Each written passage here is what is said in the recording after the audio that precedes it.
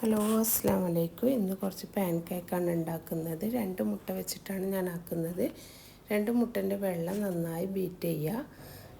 അതിലേക്ക് നമുക്കൊരു അരക്കപ്പ് പഞ്ചസാര പൊടിച്ചത് കൂടി ചേർത്ത് കൊടുത്ത് നന്നായി ബീറ്റ് ചെയ്തെടുക്കുക. പിന്നെ മുട്ടൻ്റെ മഞ്ഞയിലേക്ക് 1 ടീസ്പൂൺ വാനില എസൻസ് ചേർത്ത് കൊടുക്കാം.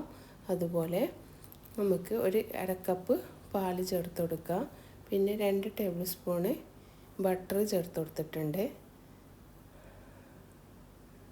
അതൊക്കെ നമുക്കൊന്ന് മിക്സാക്കി എടുക്കുക. പിന്നെ ഇതിലേക്ക് ഒരു 1/4 കപ്പോളം മൈദയാണ് ഞാൻ ചേർത്ത് കൊടുത്തത്. അതിലേക്ക് 1 ടീസ്പൂൺ തന്നെ ബേക്കിംഗ് പൗഡറും ചേർത്ത് കൊടുക്കുക.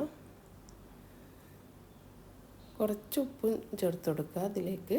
അത് നമുക്കൊന്ന് നന്നായി മിക്സാക്കിയതിന് ശേഷം ഈ മുട്ടൻ്റെ വെള്ളയും കൂടി ചേർത്ത് ഇതൊന്ന് മിക്സാക്കി എടുക്കുക. അപ്പോൾ ഇതുപോലെ ആക്കിയെടുക്കുക.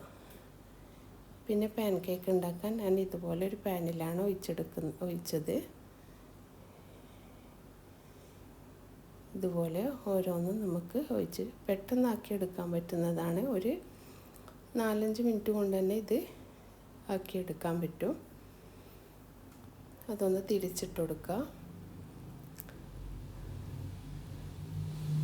വളരെ എളുപ്പത്തിലാക്കിയെടുക്കാൻ പറ്റുന്നതാണ്. അതുപോലെ കുട്ടികൾക്കൊക്കെ നന്നായി ഇഷ്ടപ്പെടുന്നതാണ്. അത് നമുക്ക് ഇതുപോലെ ന്യൂട്ടല്ലയോ അല്ലെങ്കിൽ എന്തെങ്കിലും ക്രീമൊക്കെ വെച്ച് കുട്ടികൾക്കൊക്കെ കൊടുക്കാം.